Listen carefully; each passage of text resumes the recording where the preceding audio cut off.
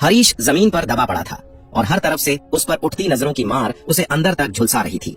वो लितियान स्वर्गीय साम्राज्य का एक पीढ़ी का राष्ट्रगुरु था और लितियान अकेडमी का वर्तमान प्रमुख भी। पूरे साम्राज्य में एक बेहद अहम और प्रतिष्ठित पद पर था, लेकिन अब वो लोगों के सामने एक तमाशा बन गया था, जैसे कोई नाचता बंदर। ये शर्म और अपमान उसकी आत्मा को चीर रहा था। पर जब उसने देखा कि उसके पूर्वज चरण खुद बुरी तरह घायल हो चुके हैं, तब उसे साफ समझ आ गया कि इस बार पुराने पूर्वज पर भरोसा करके निकल पाना नामुमकिन था।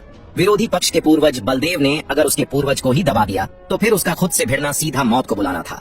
लेकिन इंपीरियल एक्सट्रीम एम्परर दाओ स्क्रोल को सौंपना, ये बात उसके गले नहीं उतर रही थी। अगर उसने ये कर दिया तो सम्राट को क्या जवाब देगा? उसकी साख पूरी तरह मिट्टी में मिल जाएगी। कुछ बोलेगा नहीं? राघव ने हरीश को चुप देख आगे कदम बढ़ाए। तू क्या कर रहा है? लितियान अकेडमी के दो अन्य उप प्रधानाचार्य घबरा उठे। रोकने का सोच रहे हो क्या? दामोदर और शंकर ने उनके सामने आकर रास्ता रोक लिया। उनकी आंखों में खुला विरोध था। दोनों उप प्रधानाचार्य असहज हो उठे, लेकिन लाचार थे। जब खुद उनके पूर्वज ही हालात नहीं संभाल पा रहे थे तो ये क्या कर लेते? राघव, तुम करना क्या चाहते हो? हरीश ने गुस्से में आंखें तरेड़ते हुए पूछा, जब वो धीरे धीरे उसकी ओर बढ़ा। बाकी सब भी हैरानी से राघव को देख रहे थे, ये समझने की कोशिश करते हुए कि अब ये क्या करेगा। राघव ने हरीश की बात का कोई जवाब नहीं दिया और चुपचाप उसके पास पहुंच गया। हरीश जमीन से चिपका हुआ था, इसलिए वो राघव का चेहरा नहीं देख पाया, पर तभी उसका पूरा शरीर सिहर उठा। अपमान की ऐसी लहर उसके अंदर दौड़ गई कि उसका मन पूरी तरह टूटने लगा। राघव! हरीश का गला फटने को आया। उसकी आंखें गुस्से में लाल हो गईं। राघव उसके चेहरे पर पैर रख चुका था। सबसे खतरनाक बात यह थी कि बलदेव की दबाव शक्ति के चलते वो हिल भी नहीं सकता था। वो चाहकर भी कुछ नहीं कर सकता था। बस राघव का पैर अपने चेहरे पर सहना पड़ रहा था। ये क्या? चारों ओर सन्नाटा छा गया। सीनियर ब्रदर ने लितियान स्वर्गीय साम्राज्य के राष्ट्रगुरु के चेहरे पर पैर रख दिया। मैक्स के मुंह से शब्द ही नहीं निकले।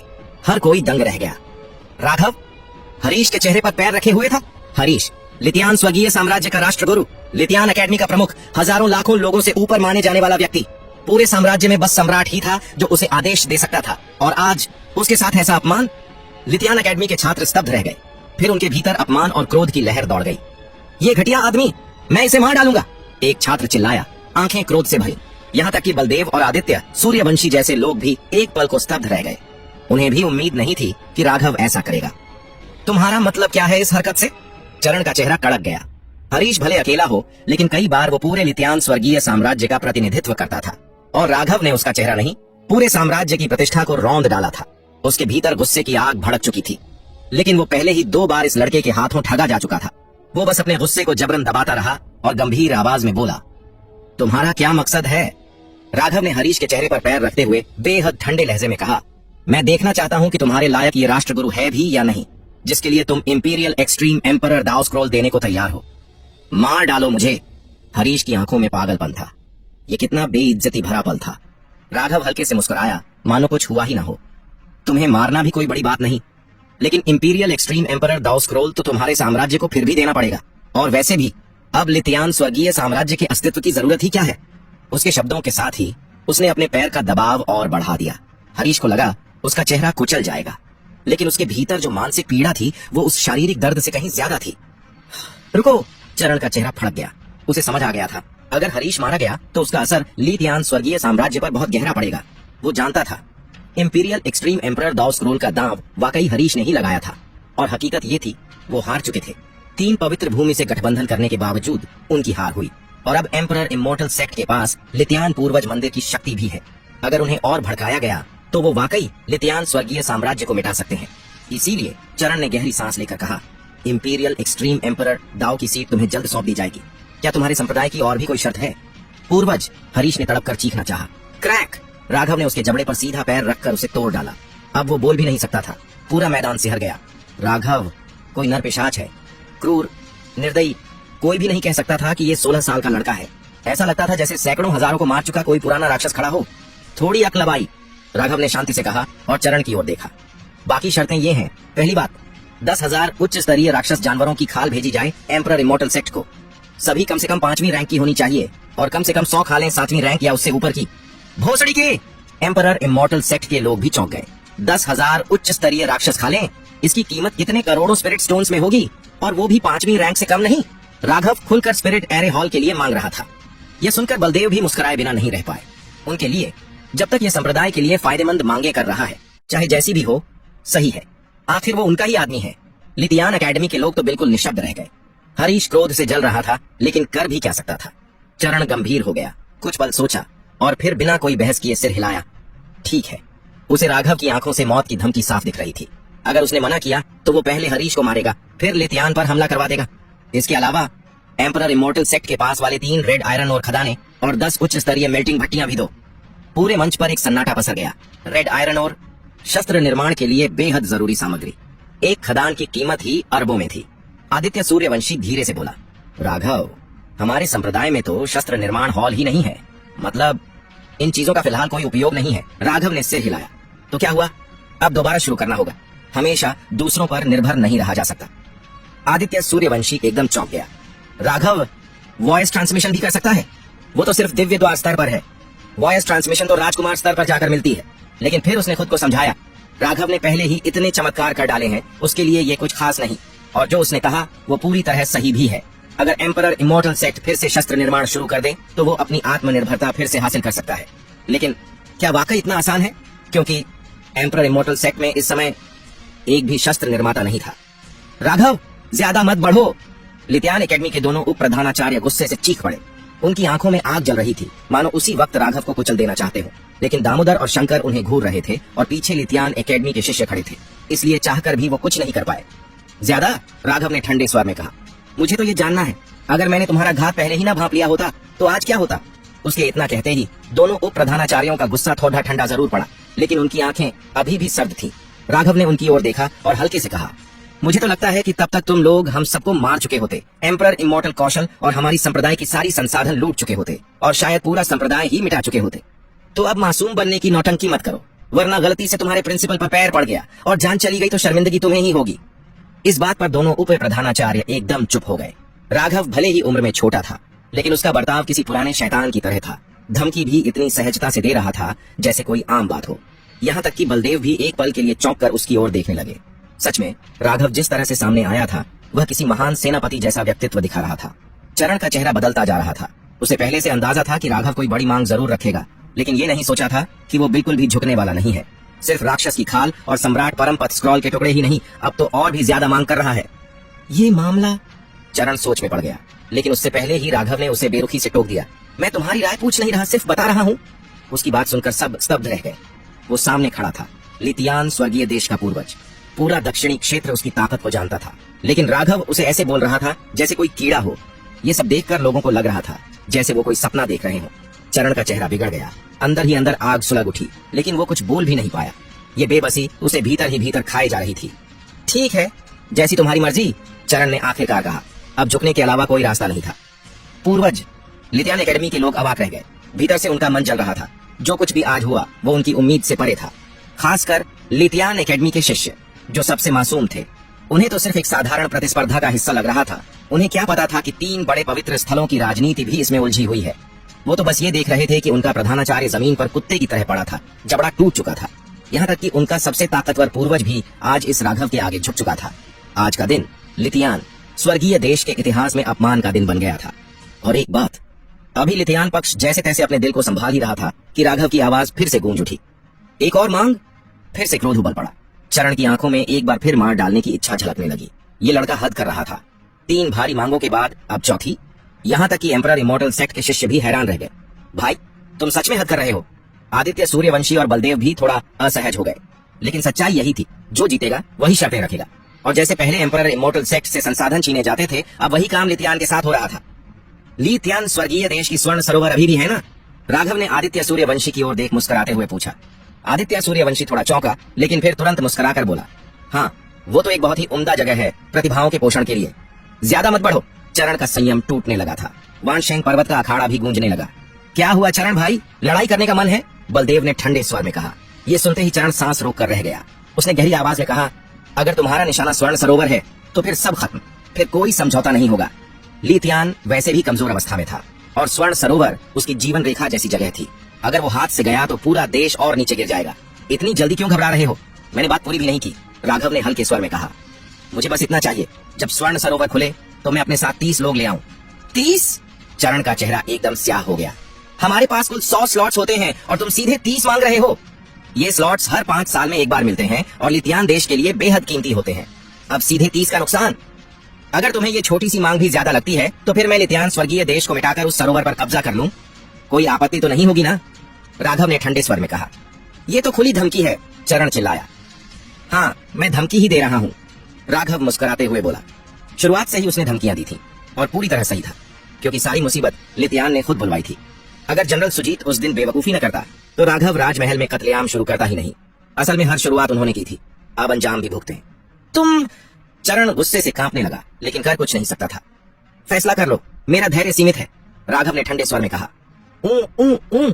नीचे दबा हुआ हरीश कुछ बोलने की कोशिश कर रहा था, लेकिन जबड़ा टूटा होने के कारण आवाज ही नहीं निकल रही थी। लेकिन उसकी आंखों का दर्द साफ बता रहा था, वो बिल्कुल सहमत नहीं था। अब सबकी नजरें चरण पर थीं। उसने एक लंबी सांस ली, नजरें झुका ली और बिना कुछ कहे सिर हिला दिया। लेकिन सब जान गए, उसने राघव की सारी शर्तें मान ली हैं। मान गए? सिर्फ लित्यान एकेडमी वाले ही नहीं, बल्कि एम्परर इमोर्टल सेक्ट के शिष्य भी हैरान रह गए। स्वर्ण सरोवर कोई मामूली जगह नहीं थी, ये वो जगह थी जो साधकों का कायाकल्प कर सकती थी। कहा जाता था कि लित्यान स्वर्गीय देश के इस स्वर्ण सरोवर में एक असाधारण शक्ति है जो किसी भी व्यक्ति के नाभियों और अस्थिमज्जा को धोकर उसे बिल्कुल नया बना देती है। कभी एक सम्राट शरीर वाला साधक जो एक बड़ी बाधा में फंसा हुआ था, इस सरोवर में जाकर आत्मा शुद्ध से गुजरा और उसका सम्राट शरीर सीधे दिव्य शरीर में परिवर्तित हो गया। उसकी बाधा उसी क्षण टूट गई। इस घटना ने पूरे दक्षिणी क्षेत्र में टहलका मचा दिया था और लित्यान स्वर्गीय देश के स्वर्ण सरोवर की ख्याति आसमान छूने लगी थी। अब असंख्य लोग उस सरोवर में प्रवेश करना चाहते थे, लेकिन कुछ अपरिवर्तनीय कारणों के चलते हर बार जब स्वर्ण सरोवर खुलता तो उसमें सिर्फ 100 लोग ही प्रवेश कर सकते थे। अगर उससे ज्यादा लोग प्रवेश करते तो सरोवर की शक्ति घट जाती और शरीर शुद्धि जैसी प्रक्रिया बर्बाद हो जाती। इसलिए एक स्लॉट की कीमत अपार थी। अगर उसे नीलामी में लगाया जाए तो कितने लाखों स्पिरिट स्टोन मिल सकते हैं, इसका कोई अंदाजा नहीं। और अब राघव ने सीधे चरण से 31 स्लॉट्स की मांग कर दी थी। ये लित्यान स्वर्गीय देश के लिए एक बहुत बड़ा घाटा था। लित्यान एकेडमी के बहुत से छात्रों को अंदर से ठंड लगने लगी थी, क्योंकि उन्हें कुल 30 स्लॉट्स मिले थे। अब जब राघव 30 स्लॉट्स ले गया तो या तो उनकी पूरी आवंटन खत्म हो जाएगी या फिर ज्यादातर सीटें वापस ले ली जाएंगी। ये ऐसा था जैसे उनके दिल से कोई टुकड़ा काट लिया गया हो। कई ऐसे भी थे जिन्हें पहले से स्वर्ण सरोवर में प्रवेश की स्वीकृति मिल चुकी थी। अब उनके हाथ से वो भी जाता लग रहा था, लेकिन ये सब बातें राघव की सोच में नहीं थी। स्वर्ण सरोवर खुलने में कितना समय बचा है? राघव ने शांत स्वर में पूछा। आधा महीना, चरण ने भारी मन से जवाब दिया, लेकिन सच कहा। ठीक है, राघव ने हल्के से सिर हिलाया और हाथ लहराते हुए बोला। तो बाकी सामान तैयार करवा दो। जैसे ही सब चीजें आ जाएं, हरीश यहाँ से रेंग कर चला जाए। मैंने अपने लोगों को बता दिया है, सब कुछ 1 घंटे में पहुंच जाएगा, चरण ने गंभीरता से कहा। अच्छा है, राघव ने संक्षिप्त में कहा। नीचे राघव के पैरों में पड़ा हरीश कुछ कहना चाह रहा था, लेकिन टूटा हुआ जबड़ा बोलने नहीं दे रहा था। बस गले से कराह निकल रही थी। उसकी आंखों में साफ झलक रहा था, वो गुस्से से फट रहा है। उसने कभी नहीं सोचा था कि हालात ऐसे हो जाएंगे। जो योजना उसने महीनों में बनाई थी वो पूरी तरह धराशायी हो गई। ऊपर से इतनी सारी कीमती चीजें भी गंवानी पड़ी। उसका तो जीने का मन ही नहीं कर रहा था, और अब जो हालत उसकी बनी थी वो उसे लुओतियान पवित्र भूमि के उन वृद्धों और शिष्यों की याद दिला रही थी जिन्हें एम्परर इमोर्टल सेक्ट ने कुचल दिया था और फिर उनके सिर लेकर संसाधनों की मांग की थी। उस समय लुओतियान पवित्र भूमि को झुकना पड़ा था। हरीश ने तब उस पर तंज कसा था। अब वही हाल खुद उसका हो गया है। सब कुछ बस एक इंसान की वजह से। राघव, वो इस बात को समझ ही नहीं पा रहा था कि राघव पहले से कैसे जान गया कि वो हमला करेगा। ये बात तो सिर्फ कुछ चुनिंदा लोगों को ही पता थी, वो तो इसे लीक कर ही नहीं सकते। फिर इसे कैसे पता चला? उसे समझ नहीं आ रहा था कि सामने खड़ा व्यक्ति आखिर था कौन। सबके लिए वो बस एम्परर इमोर्टल सेक्ट का दामाद था, लेकिन सच्चाई ये थी, राघव कोई साधारण व्यक्ति नहीं बल्कि इमोर्टल रात्रि सम्राट था। वो पुरातन युगों का सम्राट था जो संपूर्ण संसार की गणनाएं करता था और युगों के लिए योजनाएं बनाता था। हरीश जैसे लोग उसकी नजरों में तो कुछ भी नहीं थे। उसने जो मांगे की थी वो पहले से तय की गई चाल का हिस्सा थी। सब कुछ उसके हिसाब से ही चल रहा था। बाकी सबके लिए ये घटनाएं भले ही चौंकाने वाली थीं, लेकिन उसके लिए ये सब योजना का हिस्सा थी। सबकी नजरें अब राघव पर टिकी थीं, किसी की हैरानी में, किसी की डर में, तो किसी की उलझन में। उसने महज एक सम्मेलन में भाग लेकर सबका ध्यान खींचा था। अब वही शख्स एम्परर इमोर्टल सेक्ट की जानलेवा संकट को एक झटके में सुलझा चुका था और लित्यान स्वर्गीय देश से ढेरों चीजें निकलवा चुका था, बिल्कुल निर्दयी। अब जब सब तय हो गया तो चरण चुपचाप हवा में पालथी मारकर बैठ गया। मन ही मन गहराई से सोचने लगा। लेकिन जिनके लिए ये सबसे ज्यादा पीड़ादायक था वो थे 3 पवित्र स्थलों के जीवित बचे 3 सर्वोच्च वृद्ध, रक्त राक्षस, सच्चे व्यक्ति साधिका और इंद्र। तीनों अनुभवी और प्रसिद्ध योद्धा थे, लेकिन आज उन्हें बहुत बुरी हार का सामना करना पड़ा। वो तो ये सोचकर आए थे कि एम्परर इमोर्टल सेक्ट को नीचा दिखाएंगे, और उल्टा खुद फंस गए। उन्हें लग रहा था कि एम्परर इमोर्टल सेक्ट के पूर्वज अब कोई काम नहीं कर सकते, लेकिन बलदेव के आने ने सबकी बोलती बंद कर दी। कौन कहता है कि उनके पूर्वज कुछ नहीं कर सकते? लित्यान देश के चरण की हालत देख ली। अब तो उनके पास कोई चारा नहीं था, बस कटने की बारी थी। इन तीनों का क्या किया जाए? आदित्य सूर्यवंशी ने जानबूझकर राघव की ओर देखा, जैसे फैसला उसी से करवाना हो। सबकी नजरें अब जमीन पर दबे इन तीनों वृद्धों पर थीं, जो हिल भी नहीं पा रहे थे। जब ये आए थे तब एकदम अकड़ में थे। बिल्कुल मार डालो, राघव ने हल्की मुस्कान के साथ कहा। हम सब चौंक गए। राघव तो आमतौर पर सौदेबाजी करता था, आज क्यों सीधे मौत की बात कर रहा था? आदित्य सूर्यवंशी भी चौंक कर उसकी ओर देखने लगे। राघव ने सबका संदेह भांप लिया और शांत स्वर में कहा, अगर हर बार कोई हमारे संप्रदाय पर हमला करता है और हम सिर्फ उसकी चीजें लेकर छोड़ दें, तो आगे हर कोई हमारे सिर पर चढ़ जाएगा। उन्हें लगेगा कि थोड़ी सी कीमत देकर हमसे बचा जा सकता है, इसलिए इन तीनों को मारना जरूरी है। उसके पीछे अपनी सोच थी। लोतियान पवित्र भूमि के मामले में संसाधनों की जरूरत थी, इसलिए सौदे से निपटा। लेकिन इस बार बात अलग थी। इन तीनों ने मिलकर जानबूझकर एम्परर इमोर्टल सेक्ट पर हमला किया था। ये दुश्मन थे सीधे। जहां तक लितियान देश की बात है, उनके पूर्वज चरण थोड़ा समझदार था, इसलिए उसे बख्श दिया गया। और वैसे भी संप्रदाय को मजबूत करने के लिए लितियान को उपयोग किया गया। पर ये 3 पवित्र स्थल, उन्हें छोड़ने का कोई सवाल ही नहीं था। अब एम्परर इमोर्टल सेक्ट के पास पर्याप्त संसाधन थे। अब वक्त था धाक जमाने का, दूसरों को यह दिखाने का कि इस धरती पर एम्परर इमोर्टल सेक्ट को चुनौती देने का अंजाम क्या होता है। ठीक है, आदित्य सूर्यवंशी मुस्कुराए और सिर हिलाया। उन्हें भी यही सुनना था। अब संप्रदाय को मजबूती से स्थापित करना था। बाकी शक्तियों को यह दिखाना था कि अब एम्परर इमोर्टल सेक्ट कोई खेलने की चीज नहीं, और इसके लिए सबसे असरदार तरीका था ढाक जमाना। इन 3 पवित्र स्थलों के वृद्ध उसी के लिए सबसे उपयुक्त माध्यम थे। नहीं, अब वाकई इन तीनों की हालत पतली हो गई। गलती मेरी शुआनमो गुफा की थी। संप्रदाय अध्यक्ष आदित्य सूर्यवंशी, मुझे माफ कर दें। मैं 10 स्पिरिट स्टोन खदाने एम्परर इमोर्टल सेक्ट को देने को तैयार हूँ। रक्त राक्षस जल्दी जल्दी बोला। स्मोक मिस्ट पर्वत भी देने को तैयार है। सादिका भी जल्दी से बोला। मेरी लिंगशु पवित्र भूमि भी। इंद्र कुछ कहने ही वाला था कि राघव ने टोक दिया। तब तो ऐसा कुछ नहीं बोल रहे थे जब पहली बार आए थे, राघव ने मुस्कुराते हुए कहा और तीनों की ओर देखा। तब तो ये बोल रहे थे कि सम्राट कौशल और संसाधन छीन लेंगे। अब माफी मांग रहे हैं। गलतफहमी थी, सब गलतफहमी थी। रक्त राक्षस बुरी तरह हड़बड़ाया। गलतफहमी? राघव ने हंसते हुए कहा, तुम्हें याद नहीं, तुम्हारे सारे लोग मारे जा चुके हैं। फिर वो तीनों की ओर धीरे धीरे बढ़ने लगा। तीनों और भी घबरा गए। राघव, गुस्सा मत होइए, हम माफी मांगते हैं, हम गिड़गिड़ा रहे हैं। रक्त राक्षस पसीने से भीग गया था। राघव को पास आते देखना ऐसा था जैसे मौत अपने हाथ में दरांती लेकर सामने आ रही हो। रक्त राक्षस को पहली बार मौत इतनी करीब महसूस हुई। चरण और इंद्र भी भय के मारे एकदम पीले पड़ गए थे। ये तीनों 3 पवित्र स्थलों के सर्वोच्च वृद्ध थे, आदर और सम्मान से जीने वाले लोग, जिन पर कभी किसी ने हाथ तक उठाने की हिम्मत नहीं की। लेकिन आज ये सीधी धमकी, जो सबसे साधारण लग रही थी, सबसे घातक साबित हो रही थी, इन्हें हिलाकर रख दिया। तुम लोग अभी उस लायक भी नहीं हुए कि मैं तुम पर गुस्सा करूं, राघव ने बेरुखी से कहा। वो तीनों की ओर देखता हुआ उनके पास पहुंच गया, बिल्कुल वैसे ही जैसे पहले हरीश को रौंदा था। ये तीनों भी जमीन पर पूरी तरह दबे हुए थे, हिल तक नहीं पा रहे थे। अब जब राघव के जूते उनकी आंखों के सामने आए तो उनके होश उड़ गए। राघव, तुम मुझे नहीं मार सकते। मैं शुआनमो गुफा का सर्वोच्च वृद्ध हूँ। अगर तुमने मुझे मारा तो हमारी गुफा भयंकर बदला लेगी। रक्त राक्षस हड़बड़ाता हुआ बोला। राघव, स्मोक मिस्ट माउंटेन में बहुत सुंदर लड़कियां हैं। मैं तुम्हें वहां जाने और जो पसंद हो उसे चुनने की इजाजत देता हूँ। प्लीज मुझे मत मारो। चरण ने तो सारी हदें पार कर दी। अपनी संप्रदाय की महिला शिष्यों को ही सौदे का हिस्सा बना लिया। वहीं इंद्र, लिंगशु पवित्र भूमि का वृद्ध, चुप था। हालांकि उसका चेहरा भी फीका पड़ा था, लेकिन उसने इतनी बेहूदगी नहीं दिखाई। उसे बस पछतावा हो रहा था। काश वो जान पाता कि अंजाम ऐसा होगा तो कभी इसमें शामिल न होता। आखिरकार सम्राट कौशल ने उसकी आंखें चकाचौंध कर दी थीं। एम्परर इमोर्टल सेक्ट भले ही कमजोर हो गया था, लेकिन अभी भी वो ऐसा नहीं था कि कोई भी आकर उसे रौंद दे। छपाक, रक्त राक्षस और चरण के माफी मांगने के बीच एक तलवार की ऊर्जा कौंधी और अगले ही पल तीनों वृद्धों के सिर उनके धड़ों से अलग हो गए। घड़-घड़, तीनों सिर जमीन पर लुढ़क गए। कटे हुए गलों से खून का फव्वारा छूट पड़ा।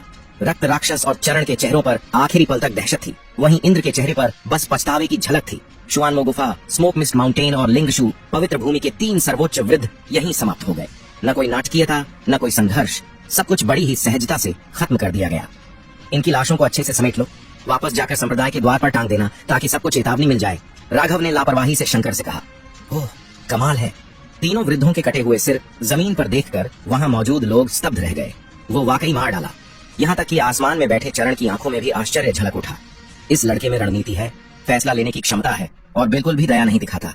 इसे हल्के में नहीं लिया जा सकता। लेकिन क्या वाकई 3 पवित्र स्थलों के सर्वोच्च वृद्धों को इतनी आसानी से मारा जा सकता है?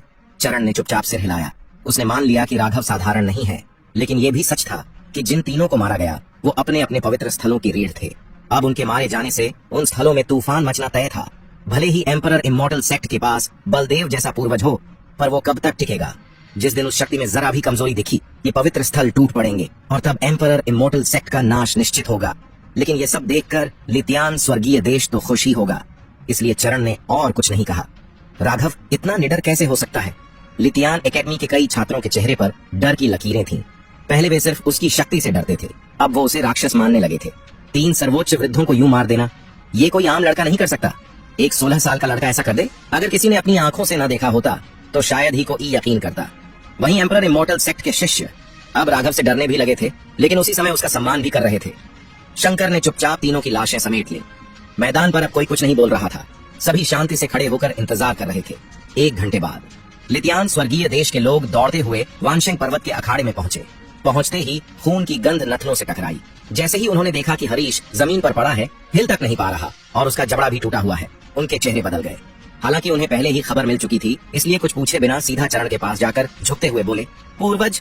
चरण ने आंखें खोली और ठंडे स्वर में कहा, सब कुछ ले आए हो? पूर्वज के आदेशानुसार सम्राट पद का अंश, 10,000 उच्च गुणवत्ता वाले 5वीं श्रेणी के राक्षस की खाल, 100 7वीं श्रेणी की खालें, 3 लाल लोहा खदानों के दस्तावेज और 10 सर्वोत्तम मेल्टिंग फर्नेस, सब ले आए हैं। वो व्यक्ति आदर पूर्वक एक स्टोरेज रिंग आगे बढ़ा गया। चरण ने अपनी आस्तीन हिलाई और स्टोरेज रिंग आदित्य सूर्यवंशी की ओर उड़ गई। तुम खुद देख लो, चरण ने कहा। आदित्य सूर्यवंशी ने स्टोरेज रिंग को ध्यान से जांचा। सब कुछ सही था। उसने हल्के से राघव की ओर सिर हिलाया। छोड़ दो इसे, राघव ने धीरे से कहा। धड़ाम! अगले ही पल वो भयानक दबाव जो हरीश को कुचले हुए था, अचानक गायब हो गया। छूटते ही हरीश की आंखों में भयंकर हत्या का इरादा चमक उठा। वो राघव को घूरता रहा, ऐसे जैसे उसकी आंखों से ही उसे मार देगा। दामोदर राघव के पीछे खड़ा था और हरीश पर नजर रखे हुए था। एक ऐसा राज्य गुरु जो अपनी भावनाएं तक काबू में नहीं रख सकता। अब मुझे सम्राट के चयन पर शक होने लगा है, राघव ने मुस्कुराते हुए कहा और अपनी ठुड्डी पर हाथ रखा। उसे हरीश की नफरत से कोई फर्क नहीं पड़ रहा था, बल्कि अगर हरीश हमला करता तो उसे रोकने का एक और बहाना मिल जाता और तब चरण भी कुछ नहीं कर पाता। मैं आज का अपमान कभी नहीं भूलूंगा, हरीश ने ठंडी नजर से देखते हुए सच्ची ऊर्जा के जरिए अपनी बात पहुंचाई, क्योंकि उसका जबड़ा टूटा हुआ था। इसके बाद उसने चरण की ओर मुड़कर झुकते हुए कहा, पूर्वज, आज की गलती मेरी थी, बस करो, वापसी पर बात करेंगे। चरण ने झुंझलाते हुए कहा, आधे महीने में स्वर्ण सरोवर खुलेगा, हमें लेने मत भूलना। राघव ने मुस्कुराते हुए कहा, चिंता मत करो, वादा निभाया जाएगा। चरण ने कहा। उसकी आवाज सख्त थी, लेकिन भीतर का गुस्सा दबा हुआ था। चलो, इतना कहते ही चरण ने अपनी आस्तीन घुमाई। अगले ही पल लितियान स्वर्गीय देश के सारे लोग वहां से गायब हो गए। अब वानशेंग पर्वत पर सिर्फ एम्परर इमॉर्टल सेक्ट के लोग बचे थे। एक गुप्त साजिश इतनी तेजी से आई और उतनी ही तेजी से चली गई। पल भर में सब खत्म हो गया, लेकिन एम्परर इमॉर्टल सेक्ट के लोगों के लिए ये रात जीवन भर नहीं भूलने वाली थी। 3 महान पवित्र स्थल लितियान स्वर्गीय देश के साथ मिलकर उन्हें खत्म करना चाहते थे, लेकिन सबसे चौंकाने वाली बात ये थी, राघव ने पहले ही सब कुछ भांप लिया था और फिर एक एक कर सबको काट दिया। लितियान स्वर्गीय देश से भी ढेरों संसाधन निकलवा लिए। संप्रदाय लौटो, आदित्य सूर्यवंशी ने आदेश दिया। हालांकि संकट फिलहाल टल गया था, लेकिन ये कहना मुश्किल था कि पवित्र स्थल आगे क्या करेंगे, इसलिए सुरक्षित लौटना सबसे जरूरी था। संप्रदाय अध्यक्ष के आदेश का पालन करेंगे, सब एक साथ बोले। राघव, मैं पहले चलता हूँ, पूर्वज बलदेव ने कहा और तुरंत गायब हो गया। ये देखकर सब अंदर ही अंदर चकित रह गए। हालांकि उन्हें पहले से पता था कि राघव का बलदेव से संबंध है, लेकिन अब लग रहा था रिश्ता और गहरा है, जैसे कोई वरिष्ठ कनिष्ठ से नहीं बल्कि बराबरी के किसी व्यक्ति से बात कर रहा हो। हाँ, सब सोच में थे।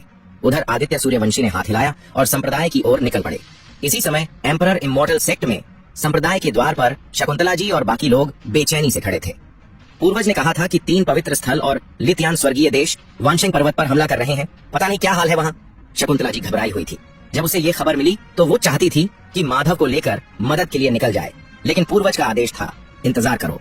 और जब आदित्य सूर्यवंशी और बाकी देर तक नहीं लौटे, वो खुद निकलने ही वाली थी, लेकिन तभी आसमान से आदित्य सूर्यवंशी और बाकी सभी उड़ते हुए वापस आते दिखे, सभी सुरक्षित और सलामत। ये देख शकुंतला जी की आंखों में आंसू आ गए। सब ठीक है, बस यही सबसे बड़ी राहत है। संप्रदाय के मुखिया लौट आए हैं। एम्परर इमॉर्टल सेक्ट की 9 चोटियों के शिष्य बेहद उत्साहित और थोड़े नर्वस भी दिख रहे थे। पता नहीं इस बार हमारी जीत हुई या नहीं, एक शिष्य ने धीरे से कहा। वानशेंग पर्वत युद्ध के बारे में अभी तक सिर्फ शकुंतला जी को जानकारी थी, वो भी पूर्वज बलदेव के जरिए। बाकियों को वहाँ की सच्चाई का अंदाजा भी नहीं था, इसलिए सबका ध्यान अब भी सिर्फ उस आदान प्रदान सम्मेलन पर टिका था। वंश, हिमांशु और वैभव भाइयों की मदद से और हमारे सबसे बड़े भाई की वापसी के साथ ऊपर से पवित्र कन्या भी हमारे साथ है। इस बार तो जीत हमारी ही होगी। अभी तय मत मानो। सुना है कि लितियान अकादमी में मयंक नाम का एक नया जीनियस उभरा है, एक टॉप टियर युद्ध देव शरीर वाला, बेहद ताकतवर। हाँ, और यश जो लितियान अकादमी का नंबर 1 युवा है। इन दोनों से निपटना मुश्किल है। ऊपर से हमारे संप्रदाय के बाकी क्षेत्रों के शिष्य हमेशा लितियान अकादमी से कमजोर ही साबित हुए हैं, तो ये सम्मेलन जीतना इतना आसान नहीं है। इन्हीं तरह तरह की बातचीतों के बीच आदित्य सूर्यवंशी, राघव, कणिका और बाकी लोग पर्वत द्वार के सामने उतरे। पति! शकुंतला जी सबसे पहले उड़कर आदित्य सूर्यवंशी की तरफ बढ़ी और सीधा उनकी बाहों में समा गई। ये दृश्य देखकर कई शिष्य हैरान रह गए। भले ही सब जानते थे कि शकुंतला जी और आदित्य सूर्यवंशी पति पत्नी हैं, पर उन्होंने कभी सबके सामने ऐसा अपनापन नहीं दिखाया था। आज पहली बार ऐसा होते देखना वाकई चौंकाने वाला था। आदित्य सूर्यवंशी कुछ पलों के लिए ठिठक गए, फिर मुस्कुराकर बोले, अब सब ठीक है, बस आप सही सलामत लौट आए, यही काफी है। शकुंतला जी की आंखें थोड़ी नम हो गईं। फिर उसने कणिका और राघव की ओर देखा। बस कुछ लावारिस लोग थे, राघव ने हल्की मुस्कान के साथ कहा। शकुंतला जी यह सुनकर मुस्कुरा पड़ी। बस तेरे कहने से ही पता चल गया कि उन लोगों को तूने ही निपटा दिया होगा। राघव ने अपनी नाक खुजाते हुए मजाकिया अंदाज में कहा। अब तो सासू माँ को मुझ पर पूरा भरोसा हो गया लगता है। पहले शकुंतला जी उसे इस तरह की बातें करने पर जरूर डांटती, लेकिन अब लगता था जैसे वह इसके आदी हो गई थी। अब तो इशारे से ही पूरी कहानी समझ जाती थी। बहुत बात मत बना, शकुंतला जी ने उसे घूरा। संप्रदायाधिपति। उसी समय महेंद्र, वसंत और विराज आगे बढ़े और आदित्य सूर्यवंशी को प्रणाम किया। आदित्य सूर्यवंशी ने सिर हिलाकर उन्हें औपचारिकता छोड़ने का संकेत दिया। इस युद्ध का नतीजा क्या रहा? वसंत ने पूछा, जिन्हें वानशेंग पर्वत की घटनाओं की जानकारी नहीं थी। हमारी पूरी जीत हुई है, आदित्य सूर्यवंशी ने हल्की मुस्कान के साथ कहा, फिर रुक कर जोड़ा। हालांकि उसके बाद कुछ घटनाएं और घटी जिनके बारे में बाद में बुजुर्ग का दामोदर बताएंगे। भीड़ ने दामोदर की ओर आश्चर्य से देखा। और भी कुछ हुआ? पर जब जीत मिल गई तो बाकियों ने ज्यादा तवज्जो नहीं दी। हाँ, हमने जीत हासिल की। ये सुनते ही 9 चोटियों के बाकी शिष्य बेहद उत्साहित हो गए। मैंने पहले ही कहा था, हम हमेशा लितियान अकादमी से बेहतर रहे हैं, इस बार भी वही हुआ। जीत ही सब कुछ है। हर कोई खुशियों में झूम रहा था। मोहित की मौत के बाद से उनका आत्मबल काफी गिर गया था, क्योंकि पहले मोहित ही हर टीम का नेतृत्व करता था और जीत दिलाता था। इस बार जब राघव लीड कर रहे थे और विरोधी पक्ष में नए खतरनाक जीनियस भी उभरे थे, तो सबको जीत की उम्मीद कम ही थी, लेकिन फिर भी जीत हुई। उन्हें ये नहीं पता था कि जिस अजेय, मयंक और यश की बातें वे कर रहे थे, उन्हें राघव ने खुलेआम पीट दिया था। अगर उन्हें यह सच्चाई पता चलती तो शायद वे अवाक रह जाते। सब पीछे हटो, बुजुर्ग शंकर को अब अपना काम करना है, आदित्य सूर्यवंशी ने कहा और शांति फैला दी। हालांकि सब जिज्ञासु थे, लेकिन आदेश पाकर वे शांतिपूर्वक लौट गए। क्या काम? शकुंतला जी ने हैरानी से पूछा। लाशें टांगने हैं, राघव ने मुस्कुराते हुए कहा। लाशें टांगने? शकुंतला जी चौंक पड़ी। भीड़ हटते ही शंकर आसमान में उड़ गए और उन्होंने खून से सने 3 शव निकाले। 1000 ब्लड डेमन, साधिका ट्रू पर्सन और इंद्र, और सच्ची ऊर्जा से उन्हें आकाश में कीलों से ठोक दिया। वो क्या है? यह दृश्य देख सब शिष्य स्तब्ध रह गए। लगता है लाशें हैं। कुछ तेज नजर वाले शिष्यों की आंखें सिकुड़ गईं। किसकी लाशें? पता नहीं। भीड़ में खलबली मच गई। ये तो... लेकिन वसंत और विराज जैसे बुजुर्गों ने तुरंत पहचान लिया। ये तो ज्वानमो गुफा के 1000 ब्लड डेमन है, स्मोक मिस्ट माउंटेन के साधिका और इंद्र पवित्र भूमि के युद्ध देव। क्या? ये कैसे हुआ? सब चौंक उठे। ये तीनों तो 3 महान पवित्र भूमि के सर्वोच्च बुजुर्ग थे। वाकई ये वही लोग हैं। शकुंतला जी का चेहरा एकदम सफेद पड़ गया। सम्मेलन के खत्म होते ही तीनों पवित्र भूमि के लोग लितियान स्वर्गीय देश के साथ मिलकर हमें वानशेंग पर्वत के युद्ध क्षेत्र में क्लाउड माउंटेन जालिद में फंसाकर मारना चाहते थे। सौभाग्य से हमारे पूर्वज ने हस्तक्षेप किया और इन तीनों को मार गिराया। ये 3 ही प्रमुख षड्यंत्रकारी थे, आदित्य सूर्यवंशी ने ऊंचे स्वर में कहा। आज इनकी लाशों को पर्वत द्वार पर टांगकर हम चेतावनी दे रहे हैं। जो एम्परर इमोर्टल सेक्ट से टकराएगा, वह कितनी भी दूर क्यों ना हो, उसे सजा मिलेगी। ये शब्द सुनकर सबका खून खौल उठा। 3 महान पवित्र भूमि फिर भी मारे गए। कई शिष्य खुशी और गर्व से भर उठे। हमारे पूर्वज अब भी जीवित हैं। पर वसंत और विराज के मन में हलचल सी मच गई। पूर्वज अब भी जीवित हैं? क्या सच में? शकुंतला जी ने कणिका और राघव की तरफ देखा। उसे भीतर ही भीतर लग रहा था कि इन सब में कहीं न कहीं राघव का हाथ जरूर रहा होगा, लेकिन आदित्य सूर्यवंशी ने उसका नाम तक नहीं लिया। राघव ने शकुंतला जी की नजरों को भांप लिया और शांत स्वर में कहा, जो पेड़ सबसे ऊपर उगता है, सबसे पहले उसी को तूफान उड़ाता है। शकुंतला जी भीतर से कांप उठी और सब समझ गई। वाकई अगर राघव का नाम सामने आ गया होता तो बाकी ताकतें सीधे उसी पर नजर गड़ा देती। उसके लिए खतरे कई गुना बढ़ जाते। श्रेय लेने का कोई मतलब नहीं। आदित्य सूर्यवंशी की घोषणा भी राघव की योजना का हिस्सा थी। वो जानता था कि अगर उसने श्रेय लिया तो ये तीनों पवित्र भूमि उस पर टूट पड़ेंगी। इसलिए उसने 5 दिन पहले ही बलदेव को सक्रिय किया ताकि उसका ध्यान भटकाया जा सके, वरना अकेले राघव भी उन्हें निपटा सकता था। उसकी अनंत सम्राट आत्मा और सम्राट नींव की शक्ति, ये कोई आम बात नहीं थी। बाकियों को भले लगे कि सम्राट नींव सिर्फ एम्परर इमोर्टल सेक्ट तक सीमित है, लेकिन राघव जानता था कि उसकी पहुंच लाखों मील तक फैली है। वानशेंग पर्वत, लितियान देश, मौर्य परिवार और तीनों पवित्र भूमि सब इसी क्षेत्र में आते हैं। हालांकि अभी वो पूरी नींव को नियंत्रित नहीं कर सकता, लेकिन वानशेंग युद्ध क्षेत्र उसके लिए पर्याप्त था। बलदेव को उसने बस ढाल की तरह इस्तेमाल किया ताकि ध्यान उसकी तरफ न जाए। लितियान अकादमी के लोग अगर सच भी कहें तो कोई उन बच्चों की बातों पर भरोसा नहीं करेगा। एक तरफ बदनाम राघव और दूसरी ओर एक अद्वितीय पूर्वज। बड़े लोगों की अपनी सोच होती है। इस तरह लितियान स्वर्गीय देश डर जाएगा और तीनों पवित्र भूमि को भी बलदेव की ताकत का संदेश मिलेगा। जहाँ तक वंश की बात है, वो भी जानता था कि सबके पीछे राघव ही था, लेकिन यही तो राघव चाहता था कि वो चुपचाप डर जाए, क्योंकि इस समय एम्परर इमोर्टल सेक्ट को अभी हाल ही में मिली संसाधनों को आत्मसात करना था। किसी और युद्ध में उलझने का वक्त नहीं था। राघव चलो, आदित्य सूर्यवंशी ने मुस्कुराते हुए कहा। चलिए। राघव ने हल्का सिर हिलाया। दोनों एक साथ निकल गए। अब ये दोनों क्या करने जा रहे हैं? शकुंतला जी ने आश्चर्य से पूछा। रहस्य, कणिका ने हल्की मुस्कान के साथ कहा। शकुंतला जी का चेहरा एकदम गहरा पड़ गया। हालांकि उसने आगे कुछ नहीं पूछा। उसे अच्छी तरह पता था कि इस पूरे मामले में बहुत सारे पेच हैं। राघव और आदित्य सूर्यवंशी का अकेले जाना जरूर किसी अधूरे काम को पूरा करने के लिए था। जब सही समय आएगा वे खुद ही सब कुछ बता देंगे। जो भी हो, आज का परिणाम एम्परर इमोर्टल सेक्ट के लिए बेहद शुभ रहा था। आदित्य सूर्यवंशी और राघव के जाने के बाद भी एम्परर इमोर्टल सेक्ट के लोग वहां से नहीं हटे। वे अब भी जमा थे और कल्याणशुए के चारों दैत्य योगियों की लाशों को देखकर चर्चाएं कर रहे थे। इसी दौरान वसंत और विराज भी लौट आए। विराज चुपचाप वंश के पास गया और कुछ गुप्त बातें करने लगा। वसंत हिमांशु और वैभव के साथ महेंद्र की मदद कर रहा था ताकि इलाज शुरू किया जा सके। इस आदान प्रदान सम्मेलन ने हिमांशु और वैभव की बुरी हालत कर दी थी। उन्हें मयंक ने बांध कर मारा था और तब तक पीटा था जब तक वे होश नहीं खो बैठे। अगर शंकर ने समय रहते हस्तक्षेप न किया होता तो शायद उनकी आधी जान ही चली जाती। फिर भी उनकी चोटें काफी गंभीर थीं और उन्हें इलाज की जरूरत थी। उस हरामजादे मयंक को तो मैं याद रखूंगा। वसंत जैसे शांत स्वभाव वाले इंसान का भी गुस्सा फूट पड़ा। उसके दोनों शिष्यों को इतनी बुरी तरह पीटा गया था, वह कैसे शांत रह सकता था? हालांकि उसका गुस्सा कुछ हद तक एम्परर इमोर्टल सेक्ट के लोगों पर भी था, लेकिन संप्रदाय के अंदर रहकर वह उनकी आलोचना कर भी नहीं सकता था। इसलिए उसका सारा गुस्सा मयंक पर ही निकला। बेचारा मयंक, जो शायद अब तक होश में भी नहीं आया होगा। वैसे इस सम्मेलन में सबसे बुरी हालत मयंक की नहीं थी, असली त्रासदी यश की थी। उसका तो पूरा ग्रोटो हेवन नष्ट हो गया। उसका स्तर गिरकर एनपियोन ऑफ लॉर्ड पर पहुंच गया और शायद वह अब कभी उच्च नहीं पा सकेगा। अब बात करें राघव की। पर्वत द्वार से बाहर निकलने के बाद वह और आदित्य सूर्यवंशी साथ साथ एम्परर इमोर्टल सेक्ट के एक ऐसे वीरान क्षेत्र की ओर गए जहां शायद ही कोई आता हो। उस उजाड़ जमीन को देखकर राघव एक पल के लिए खो गया। क्या ये वही जगह है जो कभी संप्रदाय का केंद्र हुआ करती थी? क्या वाकई ये जगह इतनी उजड़ी हुई हो चुकी है? आदित्य सूर्यवंशी ने एक जगह इशारा करते हुए कहा। वहां पर है पुराना सम्राट भवन। ये भवन प्राचीन समय का था, नए जमाने में नहीं बना था। उस पर बने दांव चिन्हों की चमक और शक्ति अब लगभग खो चुकी थी। यही वह भवन था जहां कभी लित्यान सम्राट बैठते थे और पूरे स्वर्ग लोकों में आदेश और युद्ध चलाते थे।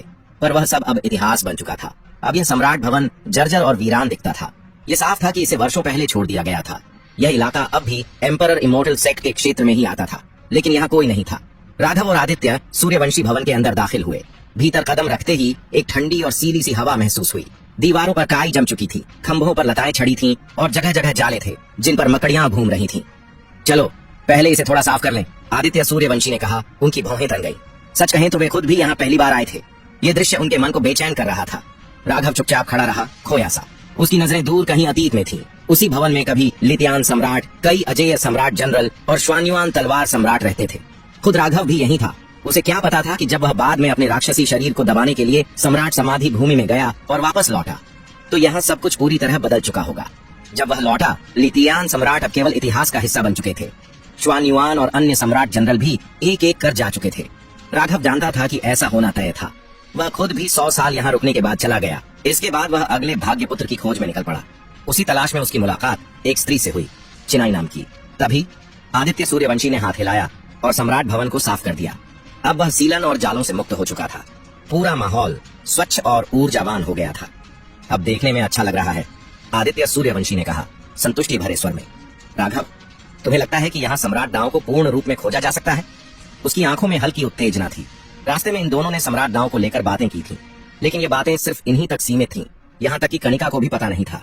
राघव ने कहा था कि सम्राट दांव के बचे हुए अंशों के जरिए हमें उसका संपूर्ण स्वरूप खोजने का एक मौका मिल सकता है, लेकिन इसके लिए पुराने सम्राट भवन लौटना जरूरी है। इसलिए वानशेंग पर्वत का मामला सुलझाने के बाद आदित्य सूर्यवंशी राघव को सीधा यहाँ ले आए। लितियान सम्राट के इशारों के अनुसार शायद ऐसा संभव हो, राघव ने कुछ संदेहपूर्ण लहजे में कहा। शायद वह खुद भी पूरी तरह यकीन नहीं कर पा रहा था। आदित्य सूर्यवंशी ने उसकी आंखों को देखकर गंभीरता से सिर हिलाया। अगर जरा सी भी उम्मीद है तो हमें कोशिश जरूर करनी चाहिए। यही एम्परर इमोर्टल सेक्ट के पुनरुत्थान का असली अवसर है। अगर राघव में पूरी तरह आत्मविश्वास होता तो आदित्य सूर्यवंशी को उलझन होती। अभी जो वो दिखा रहा था वही असली था। सच तो यह था कि आदित्य सूर्यवंशी को भी उस संभावना पर पूरा भरोसा नहीं था। चलो सम्राट दांव के अंश निकालो और प्रयास शुरू करो, राघव ने कहा। ठीक है।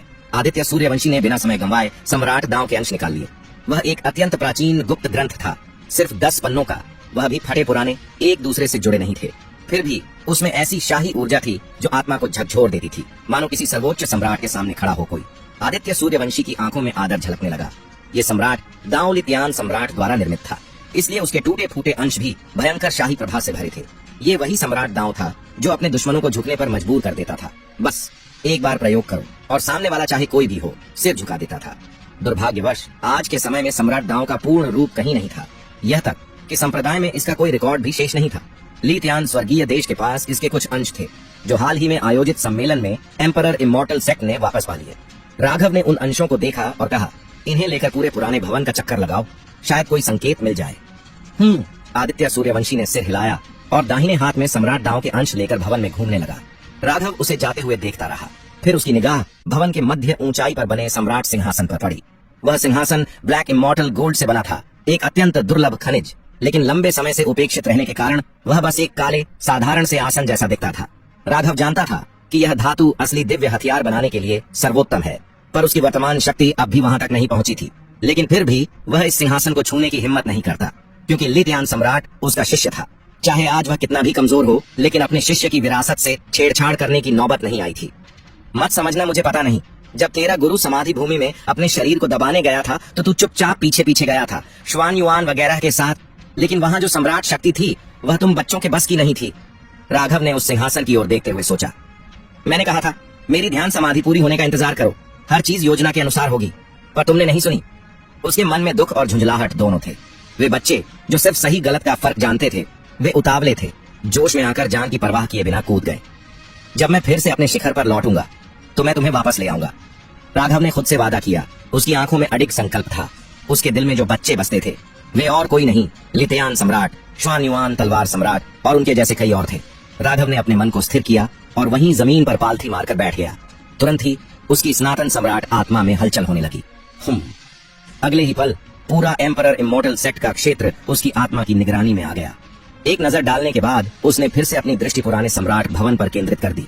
पुराना सम्राट भवन बेहद विशाल था, करीब 3000 किलोमीटर में फैला हुआ।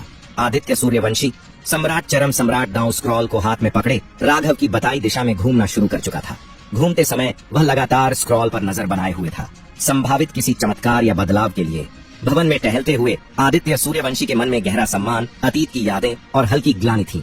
कभी एम्परर इमॉर्टल सेक्ट कितना वैभवशाली था और अब हालत यह थी कि कोई भी साधारण संप्रदाय आकर उन्हें नीचा दिखा सकता था। यह सोचकर आदित्य सूर्यवंशी को लगा जैसे उसने अपने पूर्वजों को नीचा दिखाया हो। एक दिन हम फिर से एम्परर इमॉर्टल सेक्ट को उसकी चोटी पर ले जाएंगे, पिछला वैभव लौटेगा और पूरा दांवजो भूमि फिर से हमारे अधीन होगी। आदित्य सूर्यवंशी ने मन ही मन कसम खाई। तभी राघव को लगा कि समय अब उचित है और उसकी आत्मा की चेतना हल्की सी बदली। अगले ही पल आदित्य सूर्यवंशी के हाथों में थामी सम्राट दांव स्क्रॉल अचानक हवा में उछल गई और उसमें से तेज इमॉर्टल प्रकाश निकलने लगा। ये क्या? आदित्य सूर्यवंशी चौंक गया। पहले तो वह स्क्रॉल को पकड़ने के लिए बढ़ा, पर जब उसने यह चमत्कार देखा तो खुद ही रुक गया। उसने एक गहरी सांस ली और उसकी आंखों में अविश्वसनीय खुशी भर आई। राघव सच कह रहा था, वाकई पूर्वजों ने कुछ छिपा रखा था यहाँ। आदित्य सूर्यवंशी का चेहरा चमक उठा। अगर सच में आज सम्राट दांव का पहला भाग पूरा हो गया तो यह पूरे संप्रदाय के लिए एक ऐतिहासिक क्षण होगा। उधर जैसे जैसे आदित्य सूर्यवंशी की धड़कनें तेज हो रही थीं, स्क्रॉल का वो अधूरा भाग धीरे धीरे उभरने लगा। हस्तलिपि थोड़ी मोटी लेकिन मजबूत थी, जैसे सोने से बनी हो। कागज न होते हुए भी वह लेखन हवा में ही आकार ले रहा था और धीरे धीरे जाकर स्क्रॉल से खुद ही जुड़ गया। कुछ ही देर में सम्राट चरम सम्राट दांव स्क्रॉल का पहला भाग पूरी तरह पूरा हो गया। जैसे ही यह पूरा हुआ, इमॉर्टल प्रकाश धीमा हो गया और स्क्रॉल उड़कर वापस आदित्य सूर्यवंशी के हाथों में आ गया। आदित्य सूर्यवंशी ने दोनों हाथों से उसे पकड़ लिया। उसकी आंखों में आंसू थे, खुशी और गर्व से। चलो राघव को जाकर बताता हूँ, आदित्य सूर्यवंशी ने मन ही मन कहा और तेजी से मुख्य भवन की ओर बढ़ा। कुछ ही देर में वह मुख्य सभा भवन में पहुंच गया। राघव, सम्राट दांव पूरा हो गया है, आदित्य सूर्यवंशी ने उत्तेजित होकर कहा। उसकी आंखों में खुशी की चमक थी, पर जैसे ही उसने राघव को देखा उसका चेहरा अचानक सख्त हो गया। राघव! वह तुरंत उसके पास प्रकट हुआ। उसे थामते हुए चिंतित स्वर में पूछा, तुम्हें क्या हो गया? इस समय राघव का चेहरा पीला था और उसके सातों इंद्रियों, नाक, कान, मुंह, आंखों से खून बह रहा था। सांसें बेहद कमजोर हो गई थीं। राघव ने बड़ी मुश्किल से अपने हाथ हिलाए और कहा, अभी अभी लितियान सम्राट ने मुझे एक सपना दिखाया जिसमें कहा गया कि सम्राट दांव का पहला भाग पूर्ण करने के लिए मुझे माध्यम बनना होगा। इसमें मेरी बहुत सारी एसेंस क्यू स्पिरिट खर्च हो गई। तो क्या सम्राट दांव वाकई पूरा हो गया? राघव ने थके हुए स्वर में पूछा। यह सुनकर आदित्य सूर्यवंशी भीतर तक हिल गया। उसने श्रद्धा से राघव को देखा, फिर अपने हाथों में मौजूद स्क्रॉल दिखाते हुए कहा, जब मैं बाहरी कक्ष में पहुंचा तभी यह चमत्कार हुआ और सम्राट दांव पूरा हो गया। इसका मतलब राघव सच कह रहा था। इसका मतलब यह भी कि पूर्वजों ने सच में संकेत दिया था और राघव वास्तव में वही व्यक्ति है जिसे पूर्वजों ने चुना है। अब आदित्य सूर्यवंशी के मन में राघव को लेकर जो संदेह थे वो सब पूरी तरह समाप्त हो चुके थे। एक दिव्य द्वार के साधक के लिए अपनी आत्म ऊर्जा खो देना इतनी बड़ी कुर्बानी है। राघव ने स्क्रॉल की ओर देखा और हल्के से मुस्कुराते हुए कहा, अब जब यह पूर्ण हो गया है तो इसे संभाल कर रखना। आदित्य सूर्यवंशी थोड़ा चौंका और उलझ कर पूछा, पर क्या पूर्वज ने इसे तुम्हें नहीं सौंपा था? राघव ने सिर हल्के से हिलाया और कमजोर आवाज में कहा, उन्होंने कहा तुम्हें ही इसे साधना है, मैं उपयुक्त नहीं हूँ, इसे संभाल कर रखना। उन्होंने कहा है कि इसके बारे में किसी को कुछ मत बताना, यहाँ तक कि पुराने पूर्वजों को भी नहीं। आदित्य सूर्यवंशी की सांसें थोड़ी तेज हो गई। उसे लगा जैसे एक भारी जिम्मेदारी अचानक उस पर आ गिरी हो। क्या वाकई उन्होंने यही कहा? उसने संदेह से पूछा। हाँ, राघव ने कहा। उन्होंने कहा, अभी सिर्फ पहला भाग पूरा करना है। जब तुम इसे साध लो तब यहाँ लौटकर दूसरा भाग पूरा किया जाएगा। अब एम्परर इमोर्टल सेक्ट के पुनर्जागरण की जिम्मेदारी तुम्हारे कंधों पर है। राघव ने गंभीर स्वर में कहा। सच तो यह था कि यह सब झूठ था। न तो कोई पूर्वज था, न ही लितियान सम्राट का कोई सपना।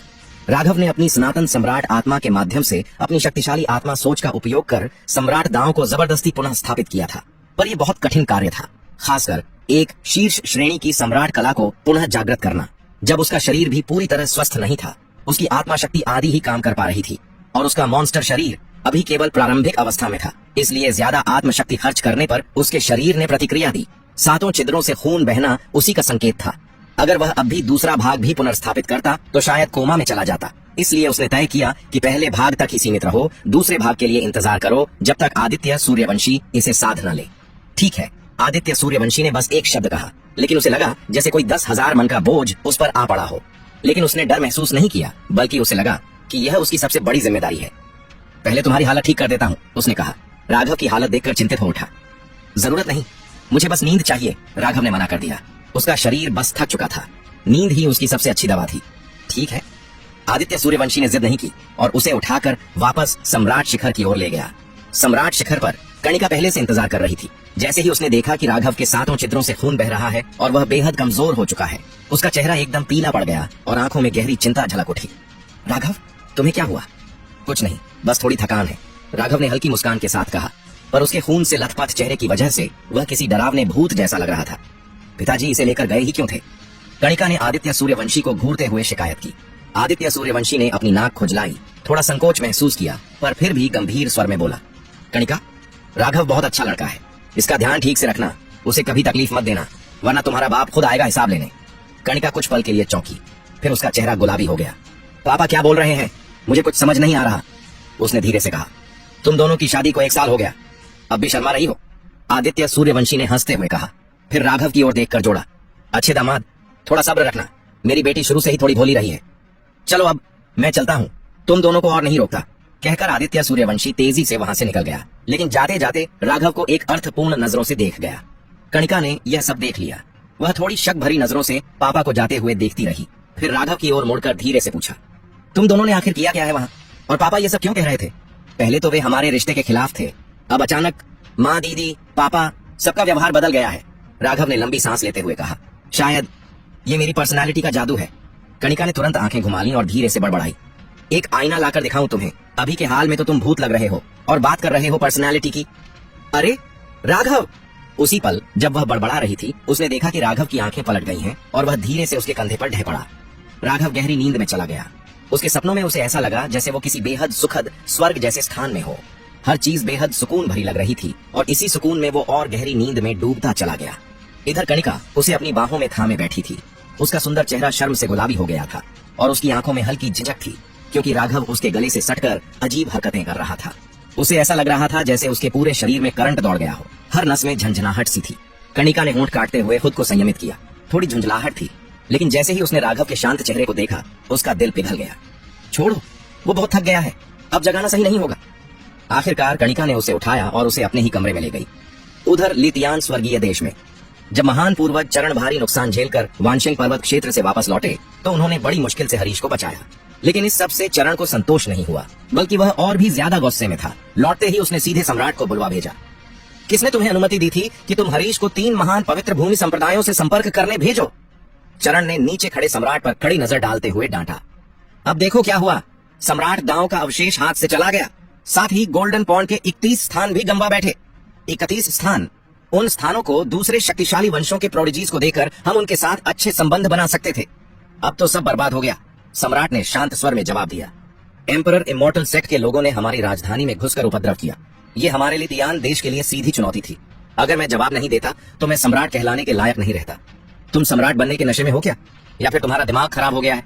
चरण ने भौहें सिकोड़कर सख्त लहजे में कहा।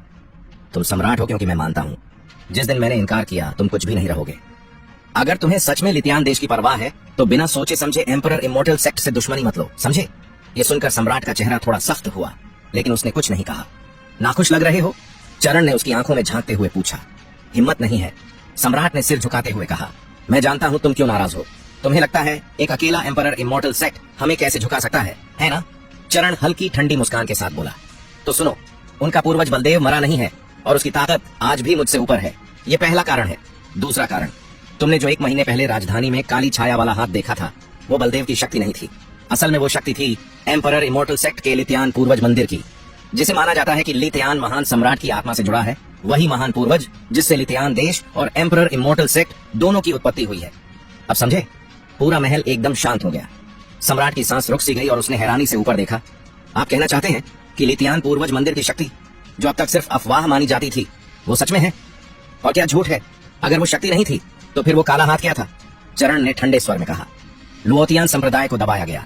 मैं तभी से शक कर रहा था, पर तुम्हारी मूर्खता देखो। जैसे ही एम्परर इमोर्टल सेक्ट ने लुओतियान को दबाने की बात कही, तुमने उनसे संबंध तोड़ दिए। अब देखो, तुम्हारे पास कोई बहाना नहीं बचा कि तुम लितियान मंदिर के दर्शन को जाओ। पूर्वज, कृपया शांत हो, मेरे पास एक योजना है, सम्राट ने धीमे स्वर में कहा। सुनाओ, चरण ने धीरे से कहा। अब गुस्सा शांत हो चुका था और समय था योजना पर बात करने का। थोड़ी देर सोचने के बाद सम्राट ने कहा, एम्परर इमोर्टल सेक्ट ने गोल्डन पॉन्ड के लिए 31 स्थान ले लिए हैं और उन्होंने हमसे कहा है कि हम गोल्डन पॉन्ड खुलने से पहले उनसे मिलें। शायद इसी बहाने हम उनकी असली ताकत का अंदाजा लगा सकते हैं।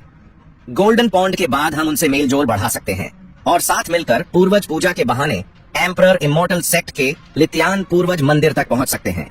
चरण ने यह सुना और सिर हिलाते हुए कहा, तुम उस लड़के राघव को बहुत हल्के में ले रहे हो।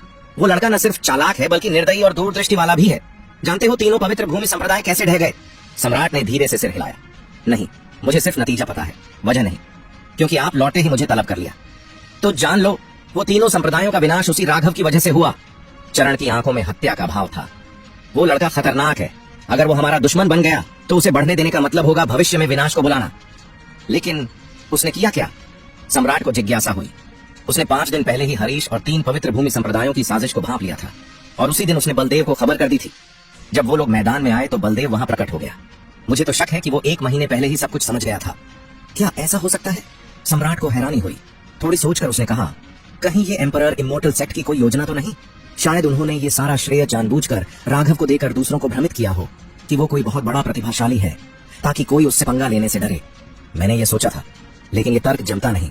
चरण ने गंभीरता से कहा, वो लड़का वहां जो कुछ कर रहा था वो सब स्वाभाविक था, कोई भी नाटक नहीं। जिस अंदाज में उसने हरीश को रौंदा या फिर तीनों संप्रदायों के पूर्वजों के सिर उड़ाए, वो सब तत्काल निर्णय थे। आदित्य, सूर्यवंशी और बलदेव दोनों भी चौंके हुए थे। वो भी अंदाजा नहीं लगा पाए कि राघव इतना डरावना साबित होगा। इसलिए हाँ, वो लड़का वाकई बहुत ही खतरनाक है। अगर ऐसा है तो उसे जरूर मारना होगा। सम्राट की आंखें सिकुड़ गईं। अगर उसे जीने दिया तो लितियान देश के लिए वो एक बड़ी तबाही बन सकता है। ठीक है, लेकिन इस बार जैसी मूर्खता मत करना, खुद मत कूद जाना, समझे? चरण ने चेतावनी दी। निश्चिंत रहिए, इस बार मैं पूरी तैयारी के साथ काम करूंगा। सम्राट ने सिर झुकाया। और हाँ, लितियान पूर्वज मंदिर से जुड़ा कोई भी कदम बिना मुझे बताए मत उठाना। ठीक है, सम्राट ने हामी भरी। एक झोंका आया और चरण वहां से गायब हो गया। महल में अब बस सम्राट ही बचा था। वो सीधा खड़ा हुआ, उसके चेहरे पर सम्राट जैसी तेज आभा लौट आई।